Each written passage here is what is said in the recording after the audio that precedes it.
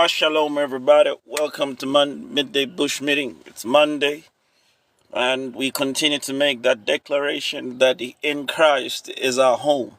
Now, certainly, like we know all the time, you know that when you're home, some of your parents, they're crazy. Some of your sisters, they're out of their minds. Your sister acting wild out here. Your dad sometimes go AWOL, don't nobody know where he is. Your mother just off ramp sometimes, but it's a home, isn't it? It's a home. Is it not home? Yeah.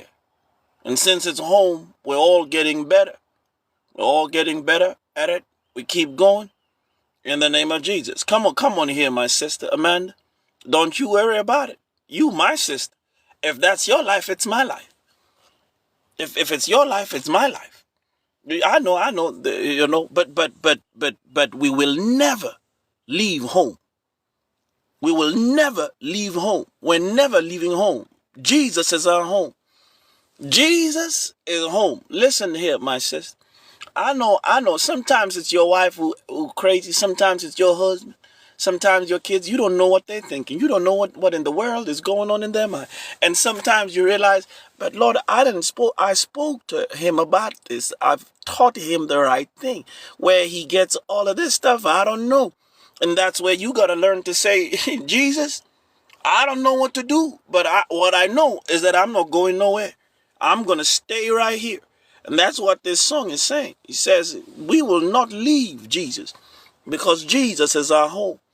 We certainly lift up our eyes to the hills whence our help cometh from. And our help comes from the Lord.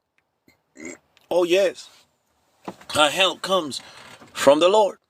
And so I don't want you to quit. I don't want you to be distraught. I don't want you to be discouraged. I actually want you to be encouraged. The more trouble you see all around you, I want you to be encouraged because that means you are a perfect candidate to bring light into that circumstance, to bring light. Let me tell you, and I've told you this before, the first revelation I ever got about Jesus, it was a revelation about a blended family. I realized that, I had found out that the man that I'd called my dad all my life wasn't my dad, wasn't my real dad, wasn't my biological father. And I was kind of distraught. What in the world? Because now you're looking at everything around to say, is this why, he was so hard on me? Is this why, he was so hard on me? Is this why? Is sometimes, he look at me and I'm terrified. Is that why? I'm trying to figure it out. So that's probably why. And I went to God about it. I said, come on, I went to God about it. And you know me, I get in the Word. I get in the Word. I couldn't hear God like I can hear him now, but I got into the Word. And I knew the Word was God's Word to me. And I got in there and I realized that Jesus was raised by a stepdad. That's right. Jesus was raised by a stepfather. Joseph wasn't Jesus' dad. No, he wasn't. He wasn't. He really wasn't. Joseph had no chromosomes in Jesus. He had none. Jesus was raised by a stepfather. But what you see, the difference there was that the mother and the father were both willing to raise this child that wasn't theirs. And that's when I realized,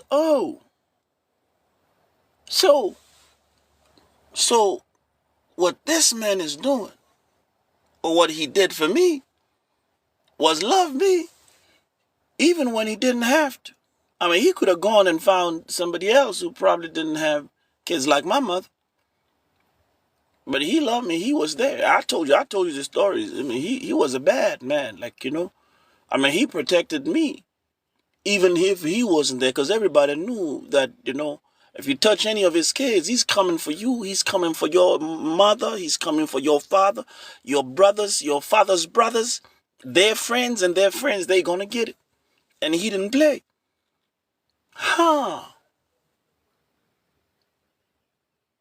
What? Yeah. So the circumstance that was not normal, the circumstance that was not necessarily looked upon favorably or looked upon with a smile to say, like how people who have always had their life altogether orderly, they had a mother and a father, and everything right and everybody okay. How they be looking at some situations like, that's looking at those situations disdainfully, looking at the not even knowing what you had to go through, that you had to jump through mountains and leap over a troop like David. You had to have the Lord teach you how to war because you were out there with the lions and the bears and want nobody there for you.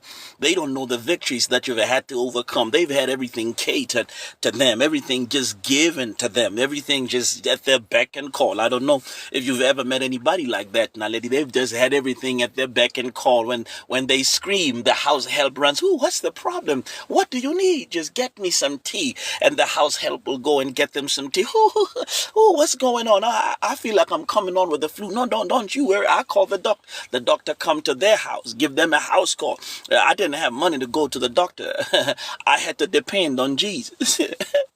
I didn't have money to pay school fees. I had to depend on Jesus. And so they looking at you disdainingly, not understanding that you and me can't even be compared. You see, you and me, sir, can't even be put in the same sentence. I'm way above you. I've had to fight demons that you have never even thought about their existence. I've had to fight monsters that you don't even know exist. I've had to fight things that you've only seen in cartoons and you don't even think they're real. But I've had to get into a ring with them, and I came out swinging. Even by the time I was done, I was still swinging there. Yeah, so don't come by here and look at me some kind of way because I've had to fight. And so get into the word. 7 to 10 chapters of the Bible we read every day. Why? Because I've got to understand this thing that I am. I've got to. So whatever circumstance you got going on, whatever situation you got going on, the power of God through you will be seen right there. You try, no, we don't run. No, we don't run. Come on, sir. We're not trying to be like nobody. See, some of y'all, the problem is that you wish you had a different life. My sister Amanda, you wish you had a different life. You wish you had it made. You wish it was easier. You wish you had, your kids in school acting all right. They're not crazy. You think it would have been better if, you had a lovely wife. She's just doing everything you say. She's just so submissive. She's just such a salt of the earth. Oh God, I wish, you made, like just $100,000 a month would have been great. Like 1.2 million a year would be great. In those Australian dollars, it was only 100,000 a month. Yeah, it would be great. I mean, yeah, okay, 200 would be better. But, I make enough and I'm able to make ends meet, and I live comfortably. You wish it was comfortable like that. Yeah, that's what you wish. You wish it was just excellent like that. You wish you had the life that somebody else has. Good God, I'm feeling hot in here. You wish you had the life that somebody else has. But what you don't know, that the person who you're wishing you had their life really don't have the life like you think they got it made. You see, the life you think they don't got it like that. They making you think that they got it like that, you see, because by the way, they don't even know who they are. They just lost. They define themselves by the abundance of things they have. Yes. Or they define themselves by the abundance of things that they make you think they have, that they wish they had, that they don't have. I wish I was talking to somebody real up in this house this morning. I don't know what you came here for, but we coming by your street today. We coming into your house. Yeah, you looking at them and thinking they got it better than you. You looking at them and thinking they got it better, they got it made. Their problems. I mean, I don't know if I was with you, but y'all be coming here all the time. We looked at the fellow the other day, said my faith had almost slipped when I saw the prosperity of the wicked, because I thought they didn't have problems. I thought they didn't have troubles. No, what they are is they're good actors. They're excellent actors. Let me tell you, I'm been a pastor for many, many years. I've had to bury folk that didn't even go to church. I've had people begging me to bury their people who didn't go to church. And you find out that the whole persona that they had about the person was a lie. And I've had to fork out money to bury somebody who wouldn't go to church. That's right. When other pastor would say, if you don't go to church, no, I can't bury you. They want some of your men of God won't even bury the person who comes to their church who doesn't give tithe. I don't know if you've heard stuff like that, but I've seen stuff. Now you are out here complaining and wishing you had it better. Come on here, somebody. Had it better like the person who's lying. Had it better like the person who's deceived. Had it better like somebody who's never had to fight. I had to fight all my life. I was fighting when my mama was pregnant with me. I was fighting to stay alive. What are you talking about? I was fighting to stay alive. I was jumping walls. So trouble don't scare me. Troubles don't scare me no more. Please bring me some more trouble. Bring me some more trouble. It doesn't matter. I don't care. If I die, I die. But one thing I'm never going to do is I'm not leaving Jesus. You can come. You can bring the devil here, bring his goons, bring the witches and the wizards, bring all the sects, bring all the sects, bring all of them, bring everybody, the devil and his goons. I'm not going nowhere. Jesus is where I live. Jesus is where I move. Jesus is where even if there's a song we used to sing. No more when you get a no more when shall I see no hamba, see no hamba. Sitting no more when you get a no more when shall I see no hamba, see no hamba, see no hamba na yeah, see no hamba na.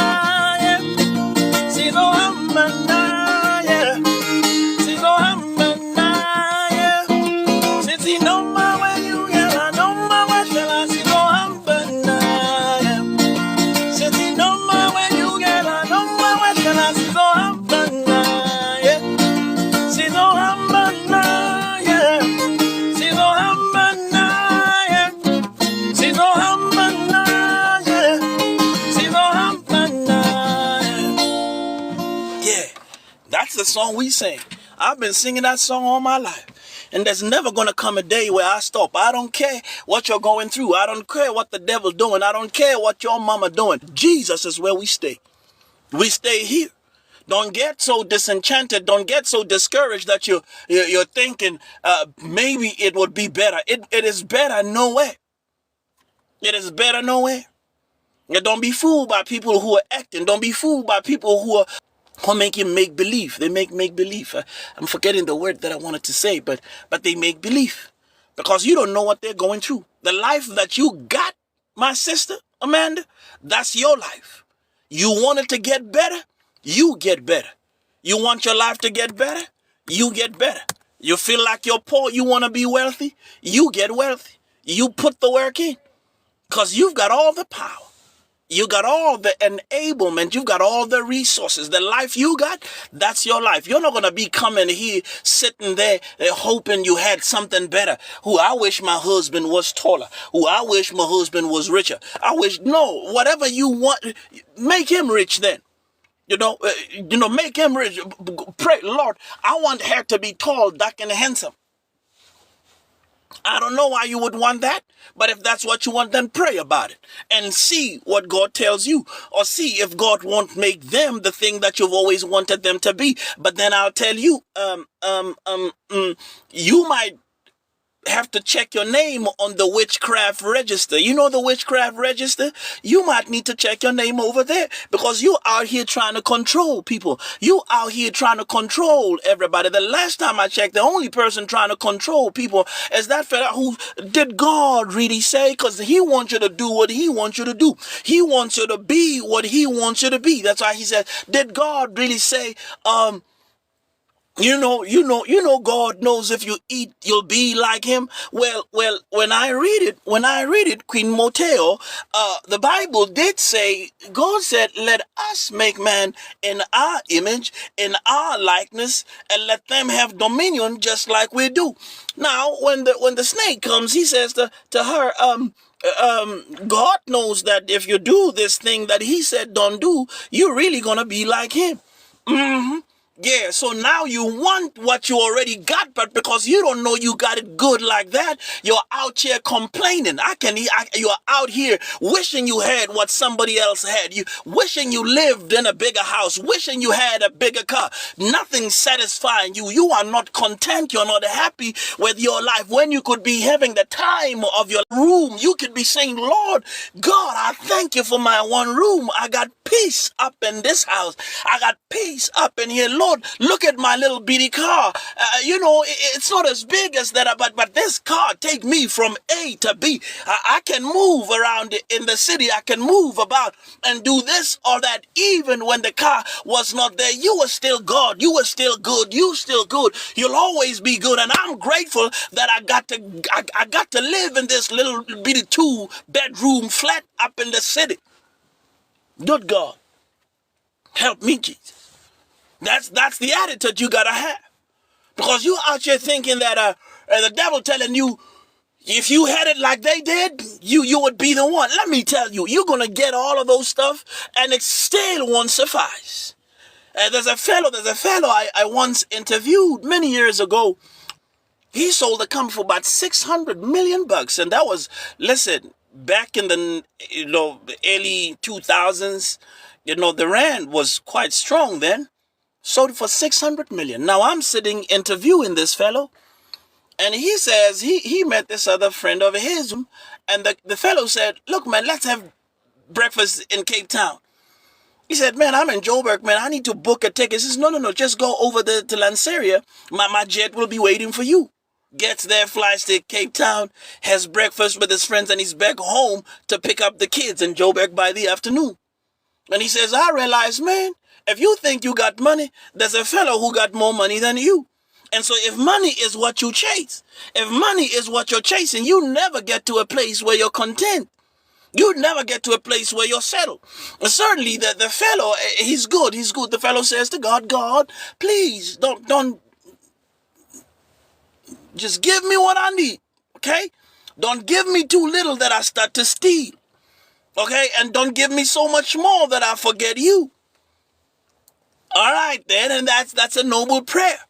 But I tell you all the time, the thing that you got to understand, Eve, the thing that you got to understand, woman of God, the thing you got to understand, men of God, that when he said, if he freely gave you Jesus, how will he not with him freely give you all things? So you got everything, but you don't know. That's why you don't get it, because you don't understand how God works. I want to give the people here something to eat. The people have been with me 3 days. They've been with me 3 days. I want to give what you got. Let's feed the people. Jesus, what do you mean let's feed the people? So Jesus wants to feed some people. Miss Sharon, he wants to feed some people. What y'all got, man? What you got? Man? We only got this 2 fish. This little boy with 2 fish and 5 loaves. I mean, the 2 fish and the 5 loaves don't even belong to Jesus. But I'm going to apologize to all of you. I'm sorry. Okay? I'm sorry about, and I repent for all the sin in all the men and women of God all over the world. I'm sorry for their inability to teach you the word, that what they did was teach you churchianity. They taught you their programs, but they didn't teach you the word. They didn't teach you about your brother and your father. They didn't teach you about you. They were happy to preach their sermons and blow your mind. I'm sorry. But Jesus doesn't even have 2 fish and 5 loaves.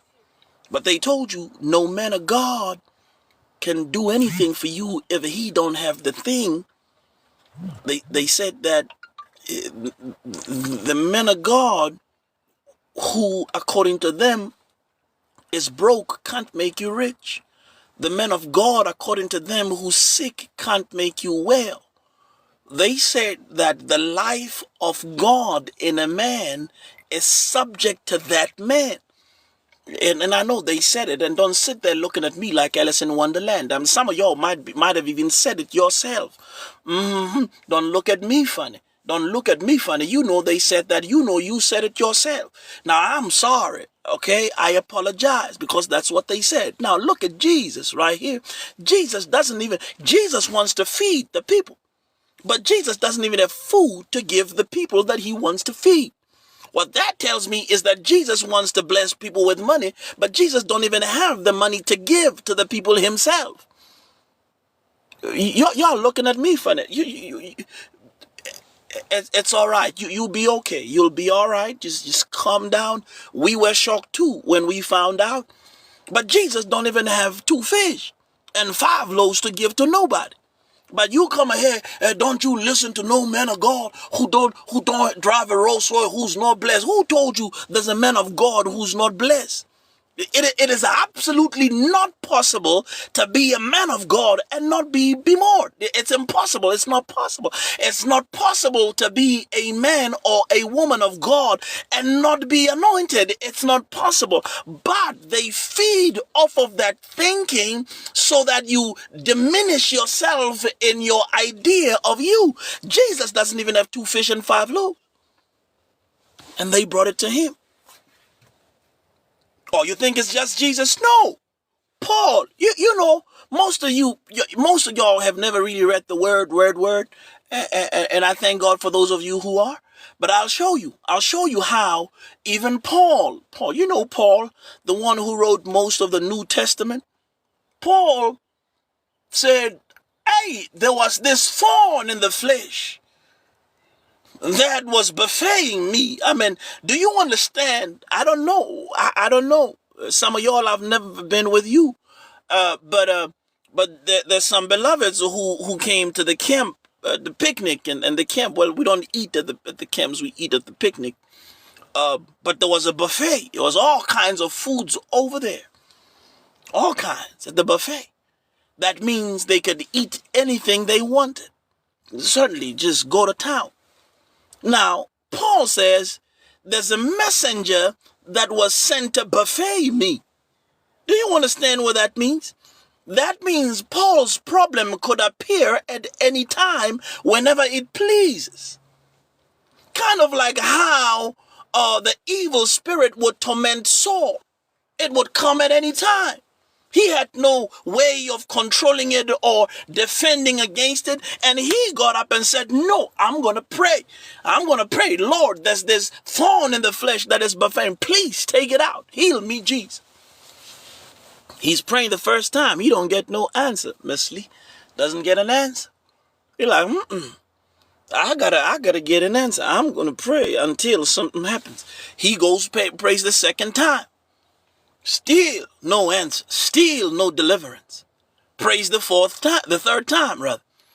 And when he prays the third time, he gets an answer. You know what the answer is? My grace is sufficient. My strength is made perfect in your weakness.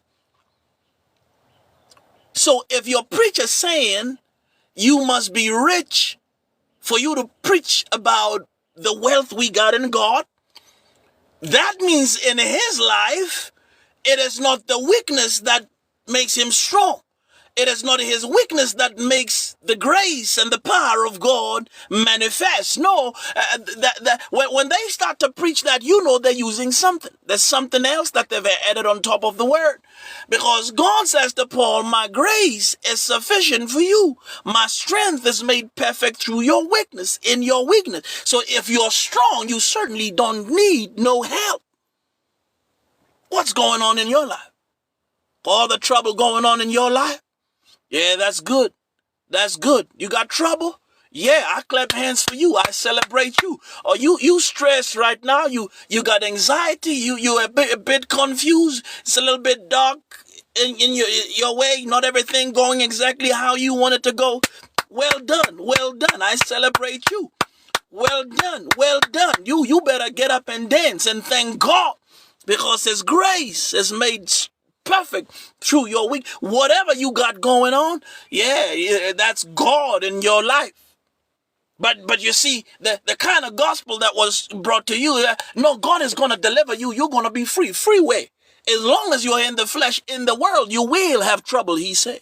But you'll be of good cheer, because you know what? All the trouble you got, Miss Sharon, all the trouble around you can't do nothing to you if you stand steadfast in the word. If you stand steadfast in the word.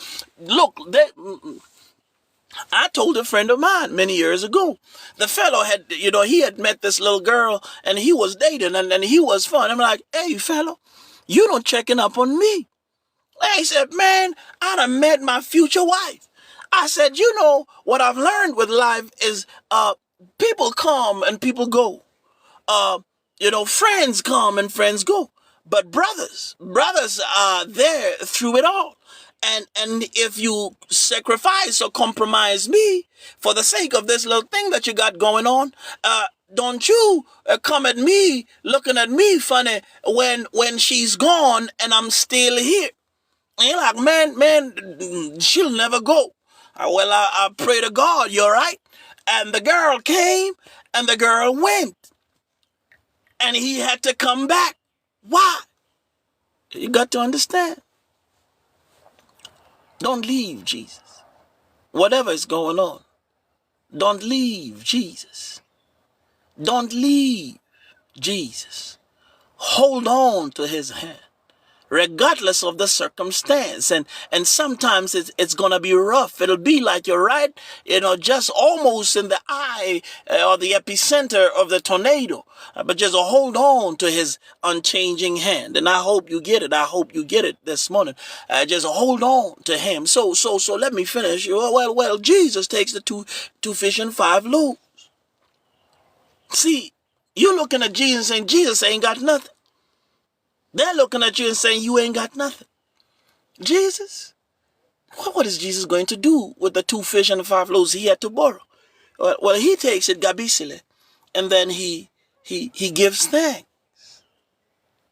He gives thanks. For the little 2 fish, that don't even belong to me. God, I thank you. Thank you for the 2 fish and the 5 loaves. And I'm not crying because I don't have. I'm crying because I'm really grateful for the little I got. Thank you, Jesus. He gave thanks. And then he broke it and gave it away. You want to see abundance in your life? You got to be grateful for what you got. Lord, here's this little, my blended family. Here's this, my crazy family. Lord, they're crazy. I know you know it. I know it. They're crazy. And add me in there too, because sometimes I'll be acting a fool too myself. Don't look at me like Alice in Wonderland. You know you be acting weird yourself. Why is it just them? Why do you think it's just them? Yeah, you too. All you, yes. As anointed as you are, as powerful and revelatory. I mean, you are flowing in revelation, but sometimes we be sitting there, it's like, well, Lord, I see him, I see her, but before I say anything negative about them, I see me. Lord, have mercy on them. Lord, have mercy on them. Please don't let them fall. Keep him, Jesus. Keep him. Hold him, even when he's acting a fool. Yes, Lord. Yes, Lord. It's thanksgiving. It's gratitude. It's contentment. Be content with what you got. Because what you got certainly may not look like the presence of God. But I'm here to tell you this morning that all the circumstances you got going on in your life, yeah, if you can just be thankful and grateful for them, you'll see multiplication. You'll see it multiply. So this week, it's your week of Thanksgiving. Yeah, you're just going to be grateful. You'll be thanking God the whole day, all day. Whatever you got, whatever, if somebody comes at you, looks at you funny. Remember the guy I told you came and insulted me in the morning, knocked on my door and started to insult me? The fellow the other day, he didn't even know it was my birthday yesterday, but the fellow went to the shops and bought me a gift. The very fellow who insulted me. When he insulted me, you know what I did when he insulted me? You know what I did? When the fellow insulted me, Miss Carter, I said, Lord, thank you. I don't know what he's working with, but I'm grateful. Well, certainly, he didn't insult me because I was out there doing anything or saying anything to him. So I thank you. Whatever this is, I'm grateful. Now, the fellow the other day, he didn't even know it was my birthday. The fellow just bought me a gift. He just thank you. Why? I'm telling you all the time. I told you the other day. I remember I told you. The first adage in the Bible, the first wise saying says, out of the eater came forth food, and out of the mighty came forth something to eat. See, you're looking at the people that are fighting you and the people that are just used by the devil to distract you, to offend you, and you get mad at them. No, you don't get mad. You thank God for them. Because you see, this, my beloved, if you can really take seriously your identity and your position in Christ, then whatever happens, it's not happening to you. If somebody comes at you and they insult you, they're not dealing with you. They're dealing with Jesus. So I don't even take offense because I'm seated with Christ. In him I live. In him I move. In him I have my being. So whatever you bring at me that's negative, you're not talking to me. You're not talking to me. You're not talking to me. You're talking to Jesus. So I don't take it personally. And it might even hurt. But I'm not going to respond to it. I'll say, Lord Jesus, make it all right, Jesus. Make it all right. What they said, Lord, it's kind of stingy a bit. It's my heart sore right about now. But I know they're not talking to me. Make it all right. I'm not going to say return to sender. I'm not a witch. I don't bewitch people because they can't bewitch me. They can't bewitch me. They can't bewitch me. How can you bewitch that which is in God? The fellow went and wanted to hire the prophet to come and curse the people. And you have in him, you live, you move, and have your being. Thank you. And I hope you get it. I hope you get it. So if there's anything that we're doing this week, is just being grateful to God for everything you got. All the negative and the bad. Because in him you live and move and have your being. We're not praying for the camp. We are praying to be ready for what God is going to do at the camp. I hope you can tell the difference. We're not praying for the camp. No. We're praying for ourselves. We're readying ourselves for what God is going to do. Many a time, most of us are unable to flow with the move of God, not necessarily because the move was not available, but it's because we were not willing to ready ourselves to be able to function at the level of the move. And so we get left behind, not because we couldn't, not because it was not for us to move, but because, like Joseph, when Pharaoh calls him out of the prison, when Pharaoh calls him, the fellow went and shaved himself and put on a new garment, put on a fresh garment.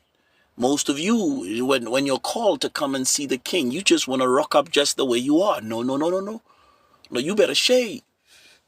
You better put on your garment. Know how it is that you're supposed to function in that protocol. And that's why I tell you all the time, when God moving and God wants to move in your life, you better get up and notice how you're supposed to move in that new level. And certainly most people have never been able to move with God in a way that they need to get to. They want God to find them and God to move with them. And it's sort of like the fellow. The fellow comes and Jesus says, would you like to be made well? The fellow says, I got nobody. And so what he's saying is you need to reduce the movement of the stirring of the water to what benefits and fits me. It's not always going to happen. No. It's not always going to. Sometimes you're going to have to, like the woman with the issue of blood. You understand that there's so many things that are against you. You're going to have to fight. Ray J, you're going to have to fight. You're going to have to come in from behind the press. You're going to have that dogged faith that refuses to be denied, like the Syrophoenician woman. You're going to have to come back behind the press and reach, if only you can touch the hem of his garment. And she was made whole. And why do you have to come like this? Because there's a lot of people around Jesus just thronging him. They're not getting nothing from him. They don't get nothing from him, yet they're around him. So you've got to understand. You've got to understand, if you're going to get anything from Jesus, you got to have that connectivity of faith. You've got to refuse to be denied. You've got to refuse to be denied. I will not be denied what Jesus is able to do. I know he's able to do it. I will not be denied. Whatever you're trying to do with this fire, O King, let it be known. I know God able to deliver me. But whether he delivers me or not, I still won't bow to whatever. When I hear the sound of the cornet and the music, I'm not bowing to, no, I'm not bowing.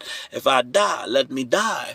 Let me die. Let me not even say what I wanted to say because I don't like it. No, I'm not going to say it. I'm not in no army of the Lord. No, I'm a son in the house of my Father. What he got flowing in him, I got flowing in me. John said, to them that believe in him, to them gave he power to become sons of God. Those that were born not of the will of man, not of the will of flesh, nor of the will of blood, but were born of the will of God. Yes. And so we're grateful, certainly this afternoon. Good God, he's been good. Thank you for all of your messages. Those of you who sent me messages before and after, or even on the day of my birthday, certainly spent it just celebrating God and thanking God for you and praying for you. That's what we do. And yes, so this week, again, we're back and we're going through Psalms 90. We're going through Psalms 90. We're going through Psalms 90 again. We started with book 4. Yes, we started with book 4 again. And obviously in the letter to the Ephesians, we're still wrestling with the letter to the Ephesians. You know, I want you to know. I want you to wake up and say, I am the righteousness of God. I want you to wake up and say, I am forgiven. I want you to walk during the day and say, I am loved. I am taken care of. I am safe. I am protected. I want you to walk around knowing and saying, I am favored. I want you to walk around saying, the lines are falling to me in pleasant places. I am bemored coming in and going out. I am bemored in the city and in the village. I am bemored in my uprising and my down sitting. I am bemored by noon or by night. I am bemored.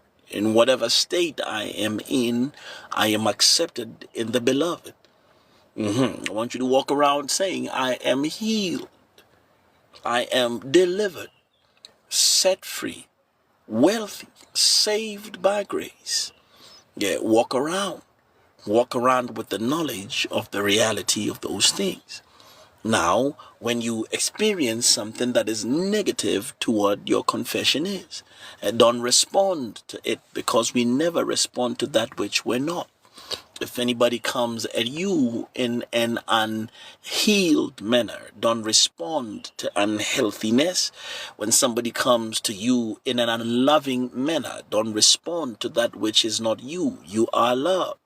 So respond in love. But love doesn't respond to hatred, no, because that's not who you are. Just stay in your identity. Don't change who you are, to try and deal. We don't deal with people. The weapons of our warfare are not carnal, but they're mighty through God to the pulling down of strongholds. Yes. Yeah, we don't respond to that which we're not. I hope you get it. I hope you get it. I hope you get it.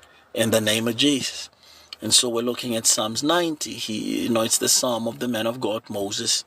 And of course, he said, by now you should have memorized. He says, Lord, thou hast been our dwelling place in all generations, before the mountains were ever brought forth. Yes. Excuse me. You say it again, Moses. Yes, at the beginning of book 4, he says, Lord, you have been our dwelling place in all generations before the mountains were brought forth, or ever thou had formed the earth and the world, even from everlasting to everlasting, thou art God. You are our home. You are our temple. You are our habitation. You are the place where we live. We are the place that which we were brought forth in. When you said, let us make man in our image, we appeared in the image which is Christ, the Word that is God, brought us forth in himself. Then he says, you turn man to destruction and say to him, return, ye children of man. Return to what, you may ask? Well, return to that which you are. Return to that which is the matrix of your creation. Return to that which is your true identity. Yes, yes, yes, indeed. And in fact, this thing that you see, this thing, this flesh, that sweats and has got to be bathed ever so often is not really who I am. Certainly, it's not who you are. And consequentially to that, it is not that which I should seek to please or minister to more than the real me. Yes, because it is not really who I am, it should not take precedence over my real identity in my desire to please, to entertain, to upkeep, to improve or upgrade or even understand it. No, no, no. There's a life in me that should be the focus. And I hope you're getting me. Y'all are quiet. Y'all are quiet. Y'all talk back to me now. Let me know if you're moving with me, because you know the phones and the networks be doing their thing. To speak to me. Let me know if you're hearing what I'm saying, so that I don't go any deeper than you're able to swim. I don't want you to drown. You will not drown, but you will soar like an eagle. You will be able to understand when I say Aquila non capri muscas. You'll understand that you are an eagle, and so you don't catch flies, because you see, we're not on the same level. This is why I say to you, when they come with a hatred, I can respond in how they come, because we're functioning from two different spaces. We're two different individuals. You are at the lower pediment of the mountain. I'm up on the upper echelon, of the mountain. I'm way up there, so I'm not going to change my identity, to deal with you. No, I'll deal with you as I am. And most of the time is really not to say nothing, because what can you say to a mountain? I mean, what kind of insult can you give to the mountain that will shake the mountain? I'm not hearing you say nothing right there, Nosip. What kind of sword can you use to stab the mountain? No, no, no. The mountain stands sure. And so you've got to know. See, what you've got to know is who you are. You've got to know who you are. What is your identity? And that's where you function for. Now he says, you turn man to destruction and say, return, ye children of men. But you and me are not children of men, because we are not born of blood. We're not born of the will of men. We're not born of the will of flesh. And this is very difficult for most men to understand, but it's really there in black and white. He has said, even as we're reading, we passed through Psalms 82. He said, I said, ye are gods. It's not something he is saying. It's something he already said. So when he's saying, I said, he's saying it for the second time. And certainly in the mouth of 2 or 3 witnesses, a matter is established. If he's saying it again, certainly you better know that it's established, that it's law, that you are a God in the earth. And so if you're a God in the earth, he set men to destruction and said, return, ye children of men. Return to what? Return to that which you were before the foundations of the earth. When he said to Jeremiah, Jeremiah, before I formed you in your mother's belly, I knew you and ordained you. Return to what, you may ask. Return to that which he says when he says, be ye transformed by the renewing of your mind. He didn't say be ye transformed by learning something that you didn't know, to renew something. I don't know if maybe my English is improper, but you'll correct me if my English out of order. If I'm going to renew something, it means it's something that had an identity before that lost it. Now I'm renewing it to its former state. Is that more like it? I mean, if this right here, maybe it used to be a coffee, a tub. Maybe it had coffee. Maybe it had some kind of supplement, some powdery supplement. And if I'm going to renew it to what it was before, it means I have to rebrand it how it was and put the original thing that was in it. That's renew. So if he says, be ye transformed by the renewing of your mind, that means there was a state that your mind was in before it was set to destruction and told to return. So that means this man has an existence, and certainly the man of God says it so good. He says, Lord, you have been our dwelling place in all generations way before the mountains were brought forth. Wait a minute. Before God said in 26:27 Genesis, let us make man, he brought forth the mountains. But the fellow is saying God was my dwelling place before the mountains were made, or before the earth ever was. And so if the earth was after me, it means the earth therefore cannot define me. It means the earth comes after me. And if the earth comes after me, then what is it that I was before the earth was? I hope you're hearing the words that are coming out of my mind. I get it. So if God was my dwelling place before the mountains were brought forth, now I understand why it is that I can return to my former state of being. Because I'll tell you what, Miss Shawnee, there's something about God that I've learned. And the thing about God that I've learned is that he will never give you what you don't already have. If God is giving it to you, it's because you already had it. You see, maybe you don't get it. I'll take you to over there to Hebrews. Hebrews, he says in 13:8, Jesus is the same yesterday, today, and forevermore. If Jesus is the same yesterday, today, and forevermore, it means he doesn't have a past.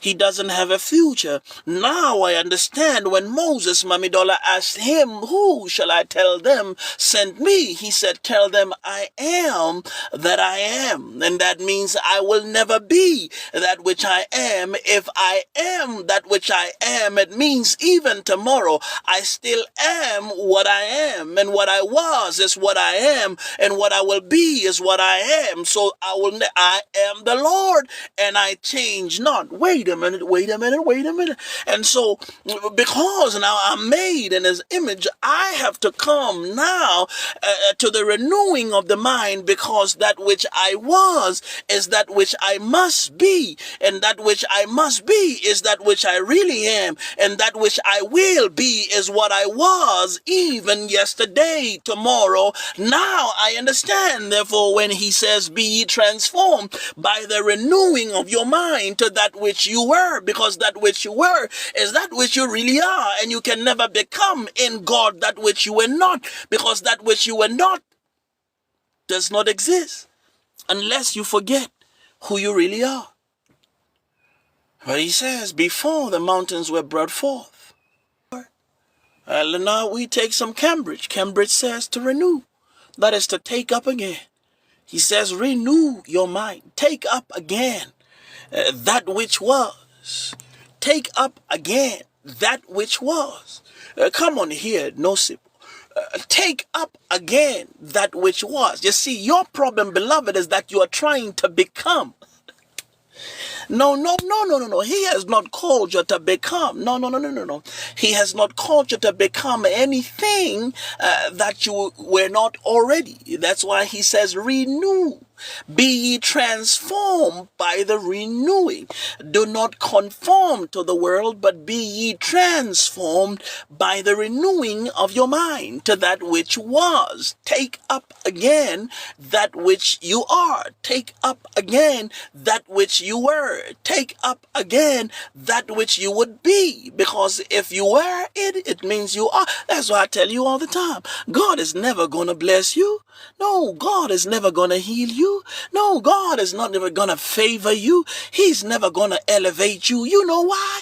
Because he's already done it. You are already elevated. You are already healed. You are already prosperous. You are already above and not beneath. When he said it, he wasn't saying it to produce it. No, he was saying it to remind you of who you really are. But now you're out here, oh, Lord bless. No, no, no, no. You better come to a recognition of that which you already are. It's quiet in here. You can hear rat licking ice. Yeah, what are you saying, man of God? Why do you think he comes on? He comes on then Palace. He comes, he says, let the poor say. He said, let the poor say. Why is he saying the poor must say? Because according to him, whatever comes out the mouth is what is full in the heart. What is full in the heart is what the man is. Let the poor say it. Say what? Say, I am rich. Why? God has never created anything poor. No, he doesn't create poor. No, you are rich. But he says the poor you will always have with you. Because you see, man has defined himself horribly, intensely by that which he found in the earth. Man today finds himself by the abundance of things in the earth. That's why, oh God, help me, Jesus, today. Jesus says, your life does not consist of the abundance of things you have. He said, man shall not live by bread alone, but by every word that comes out of the mouth of God. I'm celebrating. I'm in Thanksgiving. I'm grateful on this first day. I'm celebrating. Why? Because I am that which I am, and that which I am is that which was in God before the mountains were brought forth, before there was any definition to define you as poor, as incompetent, as a rich, or as that. Before there was all of that, I was in God. Now has been our dwelling place. So he says, let the poor say, I am rich. He didn't say, let the poor say, I am poor. No, he said, let the poor say, I am. Now, why is it before the rich he puts the I am there? Because I am is ever present tense.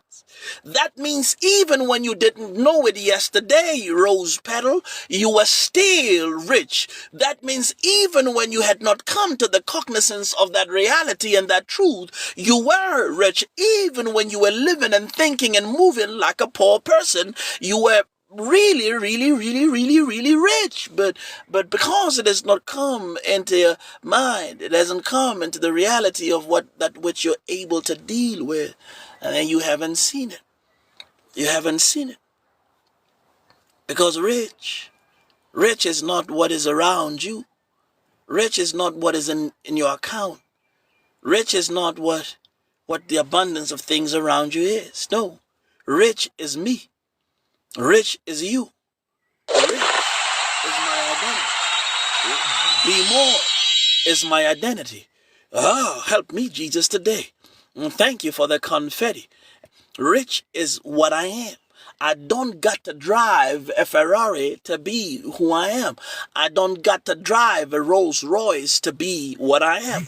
I don't even got to be healed or have two legs to be that which I am. I am that which I am. This body is my diving gear as long as I'm on this planet to function here. I hope you get it.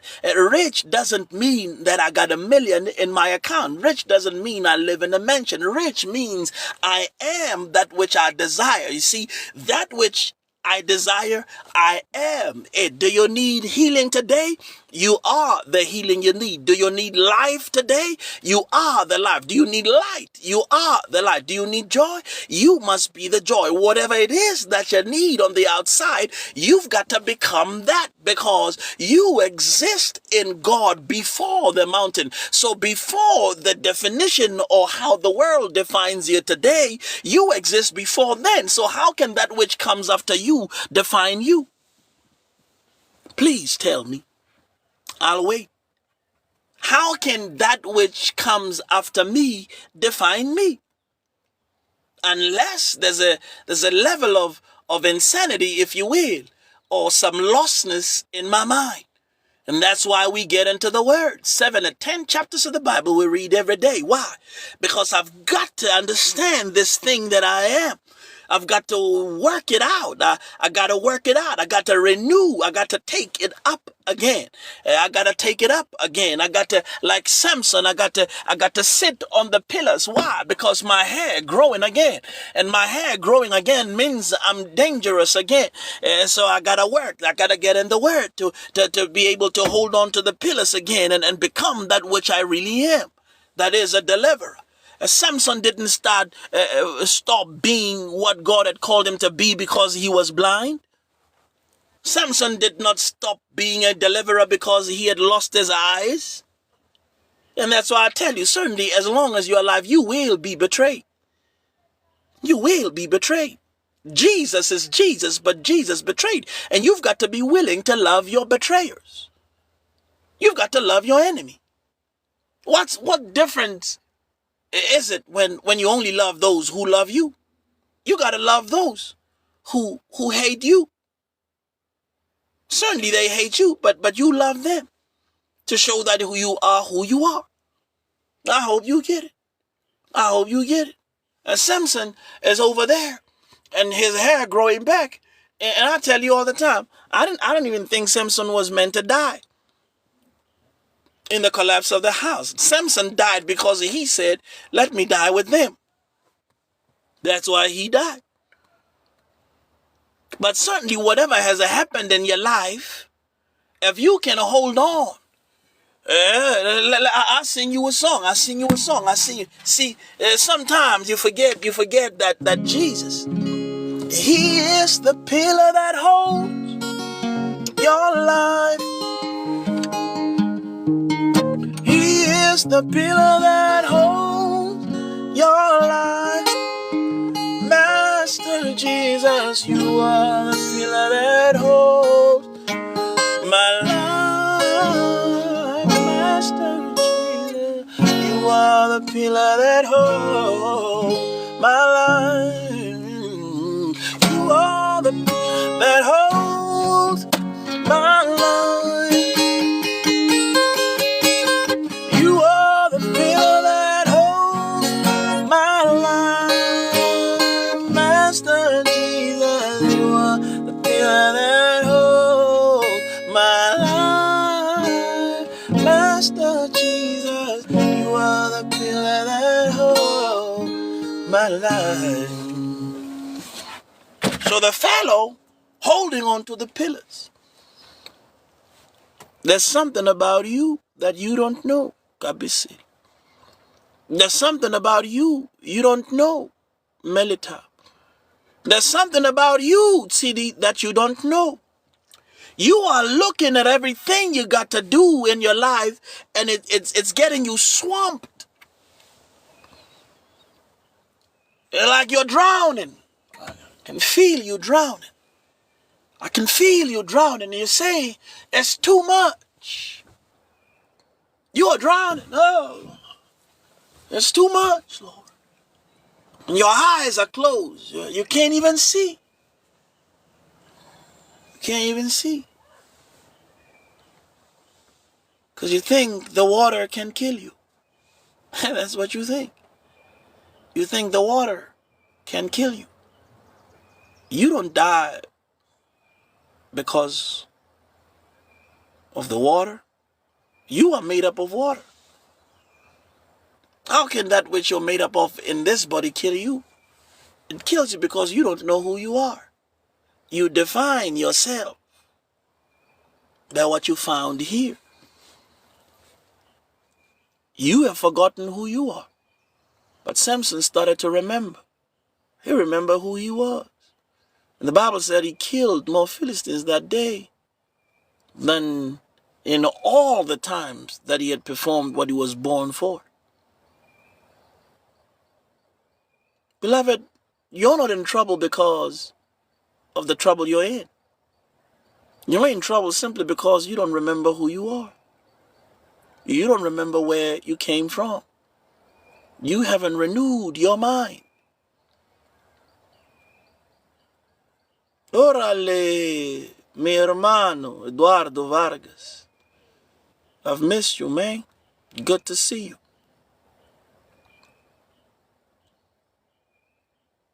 I hope you get it. See, the issue is nothing around you. It's not the people around you. It's not the things you got to do. The issue is you. You have forgotten who you are. You have allowed the devil to make you think that, God knows that, if you do this, then you'll become like him. But she forgot that she was already made in his image, in his likeness. She forgot that she already had too much dominion and too much power. The only reason why you're feeling swamped is because you forgot who you are. You are defining yourself by the things around you. Your job is not who you are. How much money you got in your account is not who you are. The troubles you've gone through is not who you are. I pray God causes you to remember that you're the head and not the tail. I pray God causes you to remember that you exist before the mountains and the earth were ever here. And there's nothing in this earth that is harder than you. Certainly the fellow asks a question. Is there anything too hard for God? Is there anything too hard for God? The fellow said, no, nothing is too hard for God. Well, certainly if nothing is too hard for God, I'll ask you a question. And don't look at me like Alice in Wonderland. You answer me. Is there anything too hard for you? Is there anything too hard for you, my sister Amanda? Is there anything too hard for you, Nalet? Is there anything too hard for you? And don't look at me like Alice in Wonderland. Answer me. Is there anything too hard for you? Because the only time, City, that you'll recognize things as being too hard for you is when you don't recognize who you are. What do you mean, man of God? What are you talking about? Well, it's really simple, you see. It's really simple. And how simple it is, it gets confusing sometimes. The fellow brought his child to see Jesus. And when he got there, he kind of got lost in the fanfare of the goons and the apostles, doing what they're doing, jockeying for positions and wanting to see who's more powerful. No, I'm more powerful, because I got a body of 300,000 people, under my ministry. That's what they were busy with. See, the apostles, when the fellow came, they were busy with the politics of their apostleship and who was the leader and who was the biggest and who had more miracles. They were busy, how many dead people did you raise? That's what they were busy with. How many people did you get saved? They were busy with that stuff. And a fellow came and asked to deal with his son, and they couldn't. They couldn't help the boy. And when Jesus came, he said to Jesus, I brought him and your disciples could do nothing. If you can, please do something. And Jesus told him something, and he said, Lord, I believe. Help my unbelief. And Jesus says to him, if you can believe, all things are possible for you. Wait a minute, my sister Amanda. If you go back a little bit to about Luke, about chapter number 1, about 37 or so, Mary asked the angel, how shall these things be, seeing that I don't know a man? The angel said, with man it's impossible, but with God all things are possible. Wait a minute. Now, why is God saying to this fellow, if you can believe, all things are possible for you? So you see, the reason why you're drowning and you're feeling swamped is that you believe. You believe. Certainly you believe. But what you believe is that the things that have got you under have the ability to have you under. That's the problem with what you believe. It's that you believe that the things that have got you under, that are weighing heavy on you, are stronger than you. That's why you certainly believe, but you believe in the power of the things outside you. You believe that things outside you are powerful enough to can depress you, to can weigh so heavily on you that you can't even sleep. You are stronger than anything the devil can put at your doorstep. You are more powerful. In fact, when you read the word, he tells you that when you finally see him, you will look at the devil. You look at the devil disdainingly and say, is this the man that made nations tremble and kings fall to their knees? You will look at him, you'll be shocked. You'll be shocked because you don't know who you are. You see, you've got to understand something about you. You are not a result of some explosion, accidental consequence of atoms rubbing against atoms and somehow you came into being. No, no, no, no. You are far too intelligent for a mistake. You are far too wonderful, for a mistake. You are far too gifted for a mistake. You are far too excellent, for a mistake. You are far too anointed for a mistake. No, no, no, no. You couldn't be even if you wanted to. If you can believe, nothing will be too hard for you. If you can believe. Believe in what, you may ask? Believe in who God says you are. Believe what God says when he says you are a God in the earth. Believe what God says when he says he is your dwelling place. And he was your dwelling place before the mountains were here, before the earth was ever here. Believe that he set you to destruction and says, come on, renew your mind to that which you were. He says, for 1,000 years in thy sight are but as yesterday when it is past. It is a watch in the night. You looking at your time. You were at time going, my time going, my time is going. I'm getting old. Too old for what? Let me tell you, if there's one thing about the time that I spend on this planet, is that don't believe anything nobody tells you about anything. There are people who will tell you there's certain things you can only do this way at this particular age. They'll tell you when you're 40, certain things begin to reduce in you. They tell you when you're 80, certainly there's certain things you can't do. But I'm looking at Moses in the old covenant. The fellow is 80, and that's when he starts his ministry. His eyes are not dim. His strength is not diminished.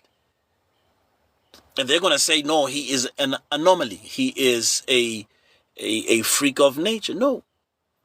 It's because, you see, the fallen nature that man studies has got its own properties. And then the man in Christ, in life, has got his own properties. And certainly they said Abraham would never conceive. Certainly Sarah herself laughed because she didn't believe. Certainly Mary, Elizabeth, Mary's cousin, herself didn't believe. Zachariah himself didn't believe. Samson's father said, I've seen God and I'm still alive. And yet they said you can see God and live. Yet men have seen God and they're still alive. Moses spoke to him face to face. So the question is, with everything going on in your life, what you believe God's purpose and agenda for your life is, will you believe what the devil has said? Or will you believe God? Who will you believe? Who will you believe?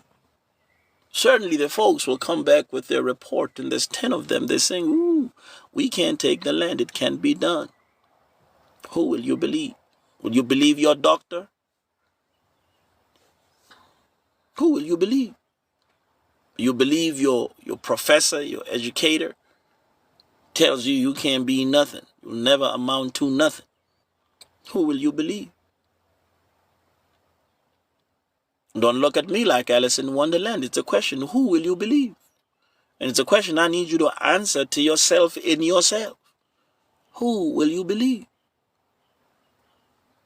Because certainly 1,000 years. 1,000 years is a lot. But to God it says yesterday when it is past. And you are one with him. So you're never out of time. You're never too late. In fact, when there's a song we used to sing, he's an on-time God. Yes, he is. He's an on-time God. Yes, he is. Job said he may not come when you want him, but he'll be there right on time. On time, God. Yes, he is. Who are you going to believe? Who will you believe? Who will you believe? That's all it is at the end of the day. Who will you believe? Who will you believe? And when I say believe, I don't talk about that thing that you do just so you can pacify yourself, because your belief is going to be tested. You say you believe God, the devil coming by your street right about now. You say you believe life, death coming at your window. I told you by now you should know. In the absence of that which you're not, that which you are does not exist. What? Yeah, you can look at me like Alice in Wonderland all you want. But if we are going to see the goodness of God, it's because we have experienced the meanness of the world and the devil. If you're going to see health, it's because you've seen sickness. You can't have one without the other. Why do you think Jesus says in this world, they asked him, what will we get? He says, you will get, 100-fold brothers and sisters and mothers. You'll get 100-fold with persecution. I can see you refusing to even say amen to that one, because you just want the 100-fold, don't you? Yeah, you want it good. You just want it all good all the time. And the moment you get, some kind of hiccup, you want to turn your back on God. You want to turn around and stop, looking at God. Let me tell you something about that fellow Lot. Lot, the fellow whose wife turned into salt. Let me tell you, once you're walking with God, we don't look back. I don't care how bad it gets. Listen to me. I don't care how bad it gets. We are never quitting. And I told you I'd done it before. I'd done it before because I didn't know any better. I got to a place where I was willing to keep some people more than I was willing to keep God. And after I would have literally committed suicide for them, they still left. And guess what? They didn't even blink an eye. That's why I told you, after I'd done that, I was like, oh no, I'm going to unalive them. I'm going to unalive them. But God saved me. And I was talking to God about it the other day, and he made me see why. The reason why he wouldn't let me unalive them is because I hadn't given up myself to keep them. No, I'd given up myself to obey God in dying and be willing to die for my church. And he said, vengeance is mine, I'll repay. Let me tell you what Lot does. I don't know who was walking in front of who, but I can guarantee you this. Somebody must have been walking behind Lot's wife to see that she became a pillar of salt. Because how would they have seen that she became a pillar of salt when she looked back if she was at the back? Because if she was at the back, they didn't turn. Certainly if they turned to look at her, they would have become pillars of salt too. So we're not quitting. We're not going back. We're not going back. You see, those of you who started reading 7 to 10 chapters of the Bible, you're not going back. You are not going back. You're going to press on, and guess what? As you press on, it's not going to be easy. It's going to be hard. You're going to be hit in all kinds of ways. I tell you all the time. I get people, my sister, I can't even remember what it is, because you know why? I don't take it to heart.